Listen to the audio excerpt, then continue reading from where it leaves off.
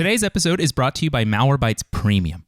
Protect your computers and devices from cyber attacks 24/7 with Malwarebytes Premium. And go to malwarebytes.com/lock-and-code for an exclusive offer. That's malwarebytes.com/lock-and-code. It's not just that your content can go viral, it's that when your content goes viral, 5 people might be motivated enough to call in a fake bomb threat at your house.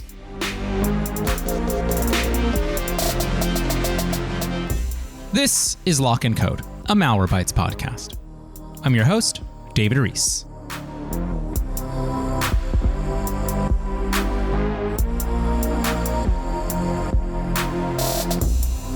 Our main story today is about online harassment. Typically, when we open episodes on the Lock and Code podcast, we choose a recent anecdote that illuminates the issue we're going to dive into. So, a car's data collection policy says it can collect information about your sex life. Let's talk about data privacy.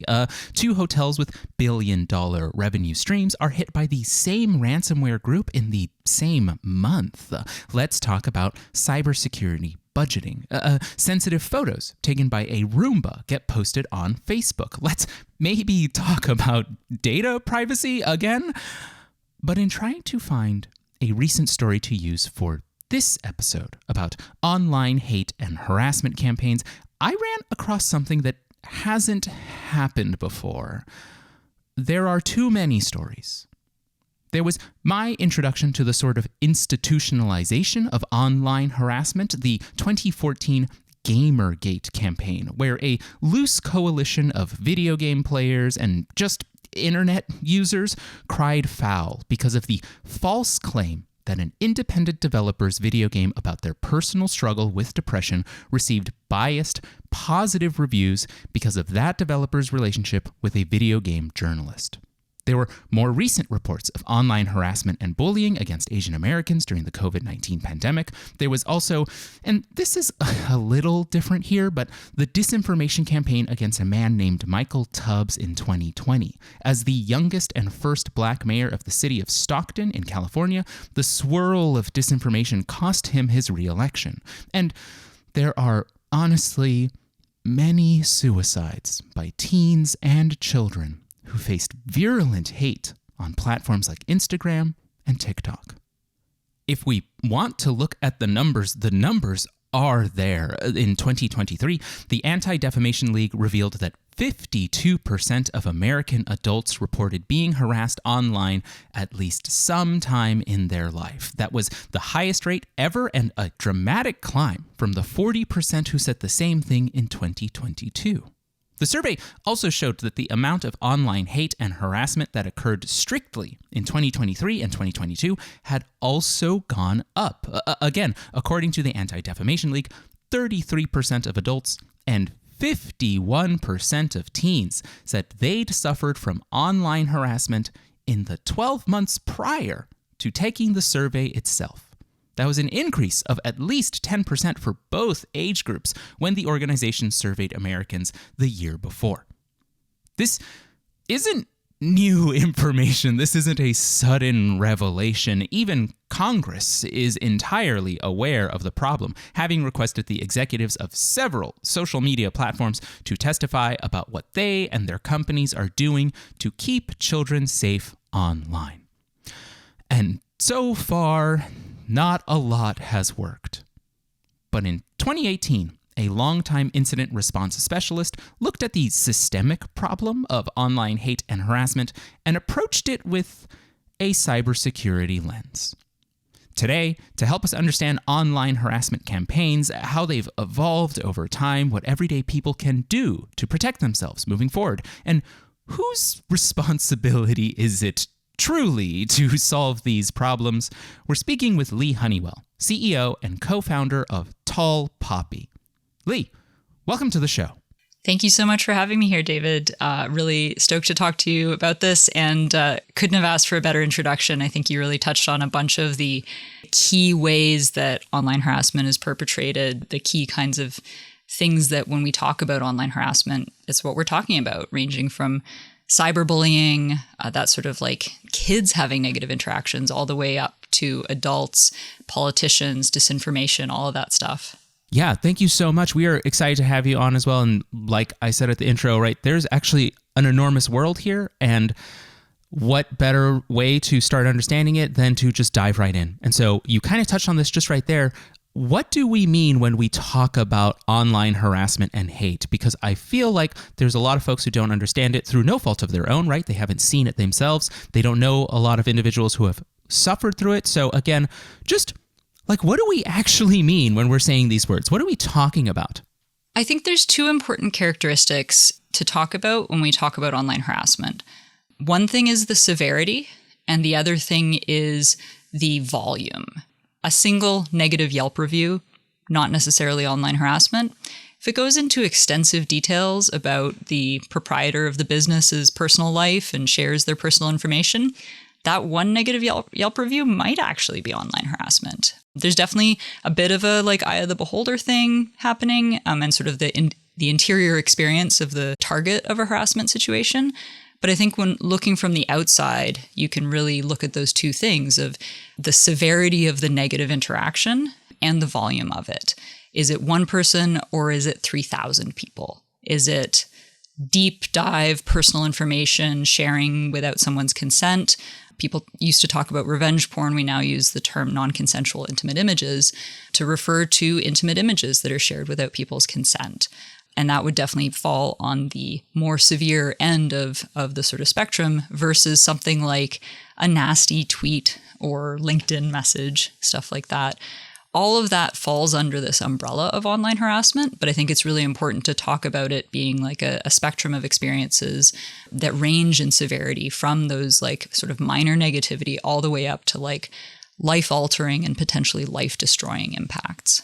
I think it's really important that you said right there that it's not just a factor of volume. It can be, right? But one negative Yelp review that gets into the details of someone's family, that exposes information that is private, that can be. Like, it's that simple. That can be. And as you were saying, you know, what we used to call revenge porn, now non-consensual intimate imagery, that's one person, it's right? Bad. It's pretty but bad. That's pretty, yeah exactly. Yeah. Like, it is that's the spectrum that we're dealing with. And can you talk a little bit more about also the scale or the volume here? Because I think a lot of people, again, might have this understanding that, you know, online hate and harassment might just be like an extension of bullying in high school. And some people might have this idea that like, well, how many students are in the school? Like, oh, you're only getting bullied by like 5 people.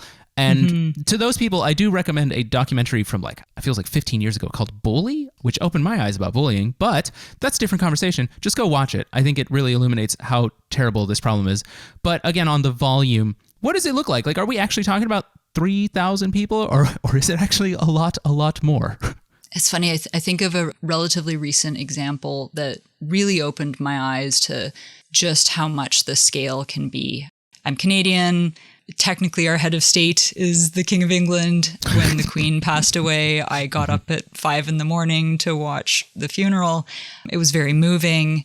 And I went on Twitter because Twitter was, you know, apparently still running, but I went on Twitter and I made the mistake of clicking on a hashtag related to Meghan Markle. And I thought I'd seen it all. I thought I was pretty immune to seeing like how awful people could be on the internet. And there was something so cruel about the way that people were treating her for holding her husband's hand, who just lost his grandma. Like, it just got to me. I mean, that wasn't 3,000 people. That was tens of thousands or hundreds of thousands of people. And I think one of the interesting characteristics that can happen with online harassment is this idea of amplification. You mentioned the Gamergate situation many, many years ago, which, you know, started out as effectively one person who basically like got the rest of the internet to gang up on his ex. And that sort of amplification attack where it's one person posting negative or inflammatory content about another person in order to get the rest of the internet mad at that person, I think is one of the really unique things about online harassment versus things that happened prior to the internet. And so that sort of scale and volume that we see, it can be deceptive sometimes, especially, you know, you mentioned the Michael Tubbs disinformation campaign. it can be hard to tell if there are truly thousands and thousands of people, or if there's coordinated inauthentic behavior is the sort of industry term for troll farms or these other kinds of like paid false information. You know, in stuff like the people getting mad at Meghan Markle for holding her husband's hand, those are real people. They're real people that are like being awful to someone on the internet, which is like kind of depressing about humanity, but it is what it is. So, yeah. I think the Meghan Markle example is really good because I myself had never dipped into even viewing this like hate sphere, I guess I'll call it. And when you do see it, when you see the volume of what feel like very personal, like people who are taking umbrage on a personal level, like it feels like her existence is like a personal affront to them. There are people who are somewhat consumed by, they identify, they need to hate this woman. Participating in that kind of online hate becomes part of people's identity in weird and sort of unexpected ways. We saw it a lot in the whole Johnny Depp, Amber Heard lawsuit case where the sort of Depp fans they spent their whole days doing this stuff. And it was, you know, it's shocking. It feels sort of cliched to be like, maybe touch grass, but I feel like a lot of these folks should be touching more grass. And that there might be more productive things that folks could do with their lives than yelling on the internet. And I say that as someone who has done like, you know, my fair share of online activism and slightly raising my voice, although I try not to yell. Don't know all caps for me. But I think the identity piece is really interesting, and it aligns with some of what we know in the research around online harassment. The folks that perpetrate it tend to be lonely, they tend to be isolated. It's many of the same things that make people vulnerable to things like cults. In sort of cult studies, the term is situational vulnerability. You might never think that you would fall for the Scientology personality test, but you know, you're just having a really bad day. You're feeling really lonely and the person at the front door is really friendly. And so you go in and take the test and the rest is history. I think the other really interesting aspect to what you identified about it being very personal, it feeling like the folks are personally affronted that Meghan was holding Harry's hand, is there's this concept of a parasocial relationship. If you've ever felt sad when a celebrity died, that's a parasocial relationship. Like I was pretty busted up when Carrie Fisher died. I was a big Star Wars fan. Yeah, it was very sad. Yeah. Carrie Fisher doesn't know me from a hole in the wall, right? Like she would have never known who I was. Like nobody. Like I'm obviously like never even. Not a single neuron in her brain was occupied by Leigh Honeywell. And yet I was like really sad. Yeah. That one-way nature of that relationship goes haywire in some people sometimes. And it's when you see celebrity stalking, it's when you see, and I think it's sort of a smooth line from that like harmless, me being sad when Carrie Fisher dies, to harmful, being personally affronted that Harry and Meghan are holding hands, right? It's the same sort of brain.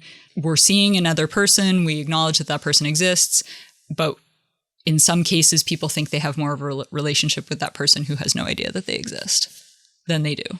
Yeah. Yeah. The individuals we've mentioned so far, right? We've talked about like Meghan Markle. We've talked about Johnny Depp, Amber Heard, big names that people know, right? And so online harassment, that kind of gets me into my next question here, which is like online harassment used to feel like something, I mean like decades ago, that would really only target, let's say like politicians or celebrities. But now it seems to be a real risk for everyday people, right? There's harassment campaigns against like school boards got really politicized, I think, in the past 4 years. Voice actors have received a ton of hate from the people who play the video games in which they voice act, and they get really mad about the video game, which is like, let's not get into that. And there's like earlier comments about touching grass. Yeah, right. There's a lot more. And so my question here is like, how did we get here from the politician celebrity to the everyday, like the civil servant to like just the everyday person? The two things that come up in terms of how we got from it being something that only people with the biggest public exposure, the biggest footprint, all the way down to like random character actors or local politicians. There's two aspects of it. One of them is social media is a relatively recent human invention. And it turns out that when we put every single human being on the same social graph, there's sort of weird and unintended consequences. The ability for content, positive or negative, to go viral, that is a relatively recent, the speed at which stuff can go viral today versus like when the printing press came out, like we've seen a couple of orders of magnitude increase there. And it sounds sort of silly to say it that way, but I think it speaks to the volume thing that we were talking about earlier, where if a random, think like school board official, public health official in like small town California, a video of them speaking about public health or mask mandates or any of these things gets clipped and put on a high follower account, just the number of people that will see that can be enormous. It can be in the millions or tens of millions. If you've got 10 million people and one tiny percentage of that 10 million people decides they're like super big mad about this person, that's still potentially hundreds of people, right? Be sort of the law of large numbers. When we talk about these like internet scale things, it may be hundreds or even thousands of people that are like really, really riled up about this to the point that they're going to go and start like effectively online stalking this person. And then of those 100 or 1,000 people that might go and online stalk this person, somebody's going to know how to find the person's home address. And unfortunately in the US, that's actually like a pretty major risk for almost everyone. Because there aren't very strong privacy laws in the States, it's pretty trivial to find the home address of most Americans, or at least most people that have lived in the US long enough to receive mail. And from having that address information, the ways that online harassment can escalate into real world harms, they are accessible to a much larger number of people than 10, 15, 20 years ago, before these sort of data brokers were just putting everybody's home address online. And so when we want to talk about like systemic factors at play in terms of like causing a high degree of harm, I think that's one of the biggest pieces of this puzzle. It's not just that your content can go viral.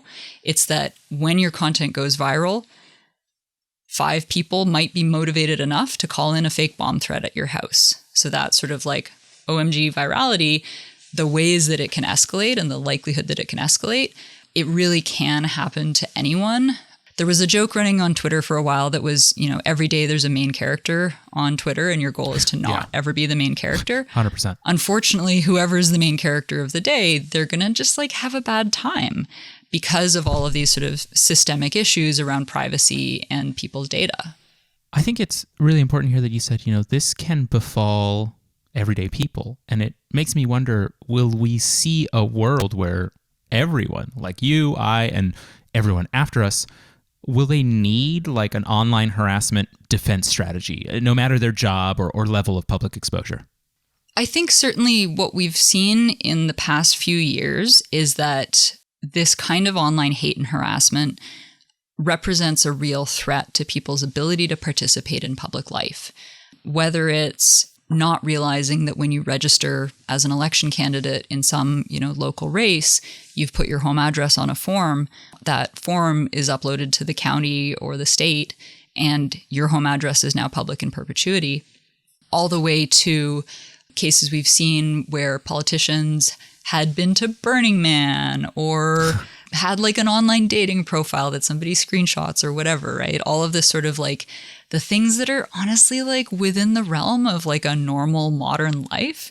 It's going to be really interesting to see how we're starting to have the first generation of politicians who grew up with Facebook accounts or Instagram accounts as like children. And what ways does stuff like Oppo research evolve when like there's a bunch of like really dorky pictures of me from undergrad on my Facebook, whatever. Okay, so is somebody going to use that as like the picture of me?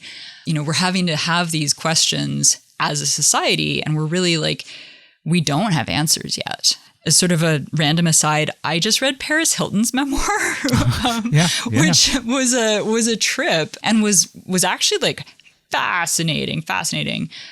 She talks about her own experience of non-consensual intimate images, the famous Paris Hilton sex tape. Like that was not released with her consent. And she talks in quite some depth about how like violating it was to have those images, that video put out there without her consent. And we are really at the cutting edge of what it means to be in a society where there is ubiquitous images, there's ubiquitous recording. And that's without even getting into the sort of next version of it in terms of deepfakes and the ease of producing completely synthetic media content, including sexual content. There are about like a million things that I want to get into. But one of the things that I wanted to address kind of head on is, like you were saying, there's a threat here where, you know, a high follower account shares something with another high follower account and this kind of daisy chain of like virality. And then when it balloons out, like 5 people within that mass of millions, honestly, like the views on something can be millions. 5 people might turn that into like a bomb threat. Like take it too far kind of thing. Take it too far, right. I think sometimes we hear, I guess what I'll call like excuses or defenses from those high follower accounts who are saying, I can't be responsible for what people do. I'm just putting stuff out there. Like I can't be responsible for it. How do you respond to that? Because I feel like reach and virality is something you have to be responsible with. And it is very frustrating to see repeated instances, like you know that the people who follow you, that they can do this, that they're capable of this. And so it feels like, I don't know if it's like personal responsibility, right? But it's like, please stop sharing things like this. And there's also like systemic problems. And so again, I'm just I feel like this is something you've thought of. And so I wanted to get your ideas on it. Yeah, no, I really appreciate the framing. I think there's a couple things that come to mind in terms of this question of sort of what is the culpability of, what is the responsibility of someone who shares content with the intention of like focusing negative attention on another human. I think so much of it comes from the sort of, I don't even want to say like tone, but the framing can be so different between like, look at this child predator versus like, look at this weirdo, right? Like there's a big difference between sort of this is a weirdo versus like, this is someone who you should go attack and potentially attack in person. Right. And I think we see influencers that do this stuff for clicks where it is a lot closer, and you know, they generally tend to be smart enough to not explicitly say like, please go murder this person. But the sort of language that gets used is very dehumanizing. It's very like, it's the rhetoric of this person should be targeted. And I think that it's really important that we like, as a society, decide whether or not that's like an okay thing to have on our online platforms. And I think that's sort of zooming back out. It really is the responsibility of platforms to figure out what their sort of lines are around this sort of, the phrase stochastic terrorism, stochastic reactions being like a statistical reaction from chemistry where, you know, you combine 2 chemicals and some percentage of it is going to precipitate or whatever. And likewise with these online amplification attacks, if 10 million people see it, you can reliably predict that X hundred people are going to go and like try to hunt down this person's information. We kind of know how that playbook plays out these days. And so even if there isn't like a legal culpability, I think it's very easy to say that there's a moral culpability. Yeah.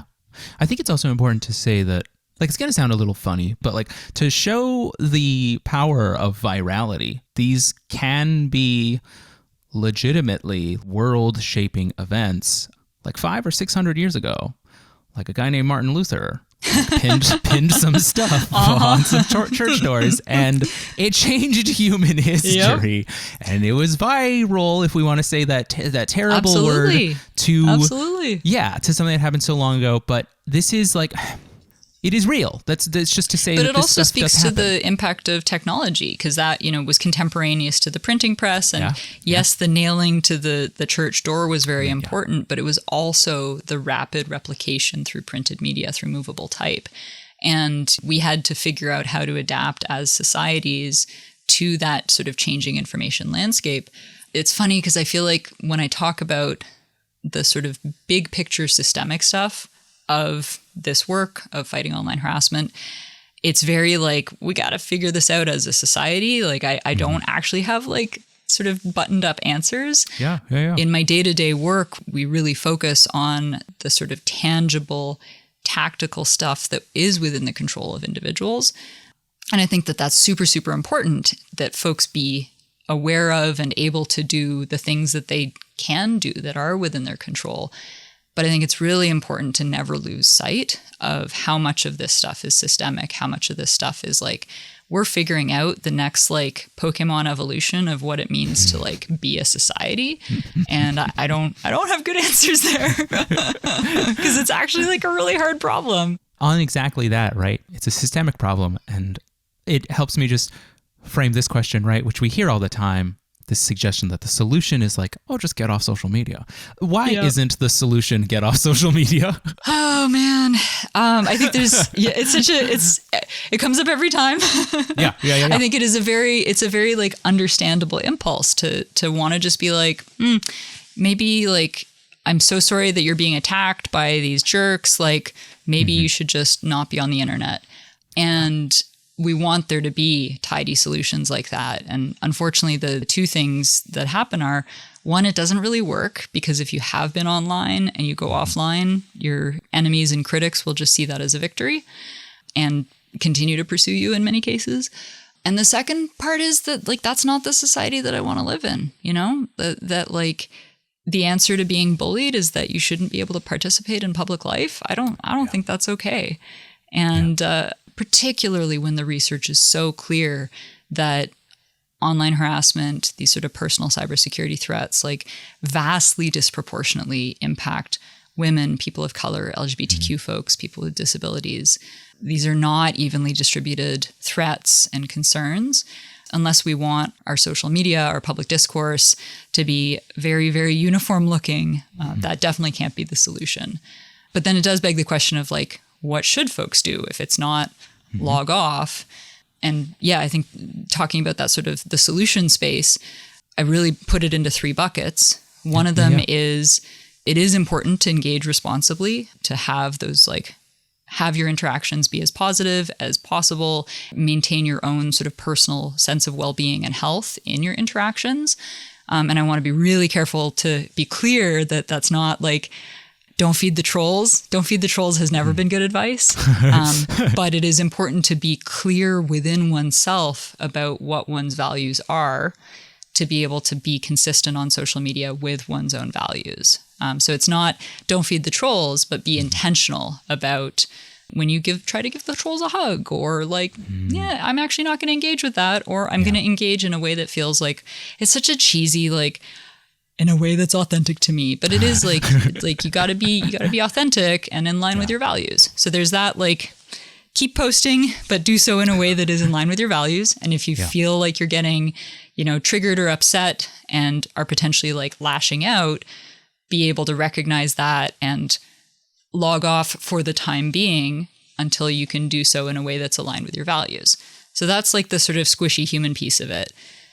And then the like technical, tactical solutions. Yeah. Let's go through those. One of the big pieces is, identifying that personal information that's out there about you before the hits the fan. Can I swear on this podcast? I apologize if I can't. You can. Yeah, feel free to bleep that out. It'll just be bleeped, but you can do anything. Making sure that, you Google yourself, you identify the places your home address is shared, you take them down where possible.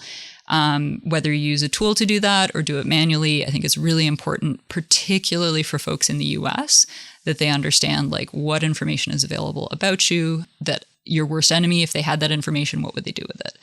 The second piece is we know the ways that online harassment escalates in like pretty standard ways, the looking for people's home addresses. The other big piece is breaking into people's online accounts. If I'm mad at David, I'm going to hack into David's email and share your personal information, all that stuff. That's a fairly standard way that we see some of the worst online harassment attacks escalate. So making sure that one's personal cybersecurity practices, that you've followed those best practices, you're using a password manager, you've got 2-factor authentication, the stuff that, feels kind of basic to say it on a security podcast, but a lot of people like aren't as consistent as they need to be around this. And that is one of the things that is within our own control. So making sure that those sort of personal security best practices, that you're following them, is going to be one of the things to do before things go off the rails. Or potentially like, hey, you've got a book coming out, you've got an IPO, whatever the sort of circumstances that are going to put you in the public spotlight, doing that work ahead of time so that you can go forward, be part of the public conversation, be part of interactions with the general public with confidence that you're going to be safe doing so.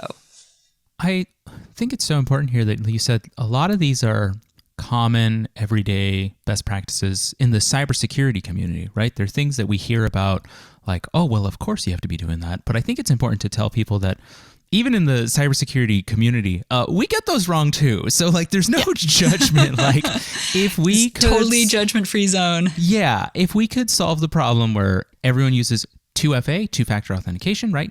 Verifying through a separate means that you are the person logging into your account. For folks who don't know what that is, right? It's kind of like, you've probably had this happen before. You enter your password and like Amazon or your bank will say, well, we're going to send you a text to make sure that it's really you. That's what that is. That's 2FA. And everything we know about it is that it's fantastic. Like it's so good at stopping the majority of account takeovers and password breaches and like credential stealing attacks, all this kind of thing. It's wonderful in the cybersecurity community, and yet it's a real pain in the rear for adversaries too. It's I think the flip side of that. It really raises the bar on like somebody being able to break into your accounts. Right. I think it's also important to acknowledge it's like mildly annoying to do, right? Oh, yeah. A lot of, I make an analogy to flossing a lot. Like I try to floss every day. Yeah. Intellectually, I know the importance of flossing, and it's just like really, and sometimes I'm like really motivated because I've got something stuck in my teeth, but it's just another thing that I got to remember to do. And in many ways, like, people's experience of cybersecurity is the same, that it's like just another thing I got to remember. And I think that's really important as security professionals, as people building software, as people practicing cybersecurity, to be thinking about ways that we can make this an automatic thing, that we can make this lower the friction for someone to do the correct thing, quote unquote, correct thing security-wise as the default. And the more that we can think about products, that we can think about technologies that are secure by default, that's where we're going to start to like make change at the cultural level, at the scale of the internet. Like phishing tests, you can't just like gotcha your way into fixing this stuff. So, yeah. I'm kind of curious here about, we've been talking about cybersecurity, right? And this episode started about like online harassment. And what I'm curious about there is that so many of the proposed solutions, like even the bad ones, right? Get off social media. The other solutions have been very corporate focused, very platform moderation, content moderation by the companies themselves. And here we're talking about like individual personal cybersecurity assessments, like what's happening. I wanted to know, how did you come to this idea? Because it's so not the other things that we typically hear in the discourse. So how did you come to online harassment can be approached through, again, what I've called this sort of cybersecurity lens? Yeah, I mean, I think when I started working with folks who were the targets of online hate campaigns, working in communities where this was sort of part of the background noise of negativity that you had to deal with, I spent a lot of time thinking about like, what can we change? What do people have individual control over? What do companies have control over? And what kind of regulatory and governmental avenues are there to make an impact on this problem? And taking the cybersecurity lens to it came out of my own desire to identify that, like, where can I, as an individual with my skills and abilities, have an impact? And I'm not good at government navigating, lobbying, figuring out how to change policy at the sort of nation state level. I've worked at tech companies, and I know how hard it is for tech companies to set accurate, replicable, scalable policies around this stuff. And with a great deal of respect to the trust and safety professionals of the world, like, that work is incredibly important and essential to like how we're figuring out what we want to be as a society with respect to these crazy social network things. And then there's like one more step further down the like tactical, tangible level, which is these personal security practices. And that's where I was like, oh, I know how to do that. I know how to communicate effectively about security practices with individuals. I know how to motivate people to learn things and change their behavior, and all of these different like moving parts of what is within the scope of control of an individual. And then I sort of posed the question to myself of like, how do I get scale doing that? And that's how we came across the idea of working with employers. So we typically, like as a company, we typically work with employers to protect their employees and stakeholders rather than, I don't necessarily ever want to be taking someone's money as an individual because that doesn't necessarily scale. So working with companies to be able to say, like, let's roll this software out to your entire company. Let's work with your executives or folks at the organization who are particularly high profile and high visibility to make sure that they're protected. That's how that sort of theory of change came about, was like, what can I personally make an impact on? Where can we find resources and support for this work? And then how does that fit into the bigger picture of industry groups and nonprofits and advocacy organizations and regulators, and all of these other pieces are sort of painting the big picture of what it means to tackle the problem of online harassment.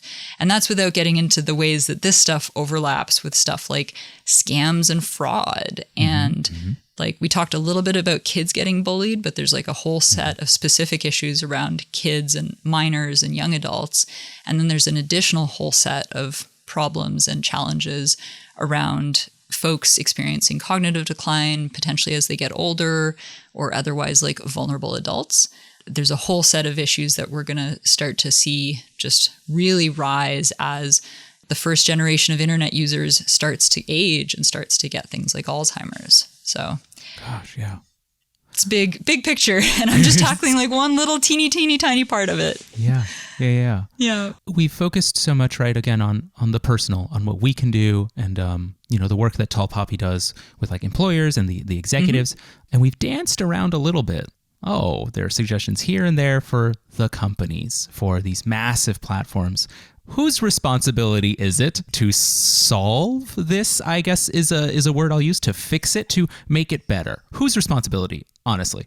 I think we have two kinds of responsibility there. There's moral and there's legal. I think in the US, the legal responsibility, because of the way Section 230 of the Communications Decency Act, because of the way Section 230 plays out, there tends to be less of a legal culpability.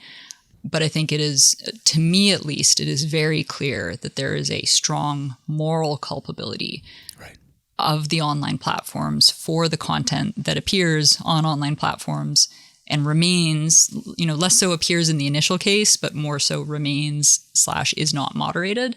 There's a great classic of ancient internet lore, by which I mean it's like a 10-year-old blog post by Neil Dash. That's if your website is full of assholes, it's your fault. And I think that remains true to this day, right? It may not be your fault from a legal liability perspective, but it's your website. You're choosing to have that information stay on your website or your app or whatever it is.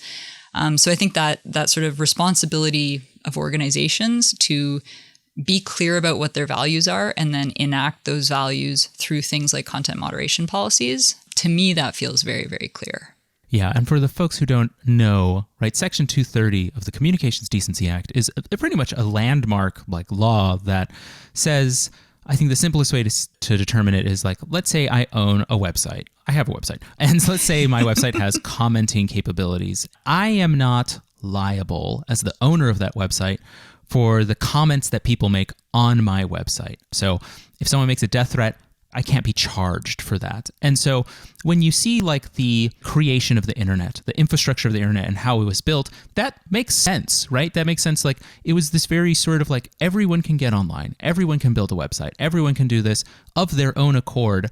You're not going to lose your house because somebody put a nasty comment in your guest book on your website. Right, exactly. God, what a good one. But now we have platforms that are only comments. Like that's kind of what they are. They're only comments. And as you were saying, Leigh, that if you have a website where everyone's an asshole, like it's not a legal problem, but it is you made decisions about that website. Yeah, it's a very caused it to be a place problem. Assholes like to hang out. Yeah. I think of another, like, I watch a lot of movies, and so I have a Letterboxd account, which is comment-based. It's a comment-based platform where people review movies, they comment on reviews, they comment on other things. It's like a Goodreads for movies kind of website? Goodreads for movies website, and Look, I'm sure there's a corner of Letterboxd that is very toxic. I haven't found it. I just haven't found it. And it's because there's definitely been a lot of like Goodreads drama.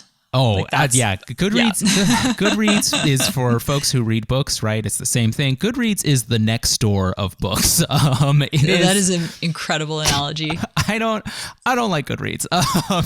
That's just me. I'm sorry, Goodreads. I'm sure you do a lot of work. I'm sure the people who work there are lovely and they love literature. Way to go. I'm not going to be on it, but that's a whole different thing. But it's just goes to show that like not every platform that has comments on it, not every platform that is user-generated content is like the most poisonous parts of Facebook or the most poisonous parts of Twitter/X. It's just, they're not there. So again, yes, you may be legally covered, but also consider what you're cultivating. I think it's the best way I can say it. Yeah. And the moral culpability thing, the again, sort of zooming out, is it's also about like, what is the culture? What is the society that we want to build, that we want to live in? And thinking about some of the very specific cases where we've seen literal genocides being perpetrated because of content boosted on things like Facebook. Yeah. There was a while where human rights defenders were cornering Facebook employees at conferences, at like policy events, being like, hey, you guys know what's happening to the Rohingya. And they didn't do anything about it. That's a very well-documented case that I think, we have to decide what are the values that we want to enact through our technology. Yeah. Leigh, I just wanted to thank you again for coming on today's show and talking about all of this. Yeah. Thanks for the great questions. I love talking about this stuff and giving folks some concrete things that they can control, that they can do. To our listeners, we'll talk to you again in 2 weeks. Until then, stay tuned and stay safe. And remember, you can read all our cybersecurity coverage on Malwarebytes Labs at malwarebytes.com/blog. Finally, our intro music is by Kevin MacLeod from incompetech.com, and our outro music is by Woa from unminus.com. Today's show has been edited by our podcast consultant, Eric Johnson, at lightningpod.fm. Thank you, folks.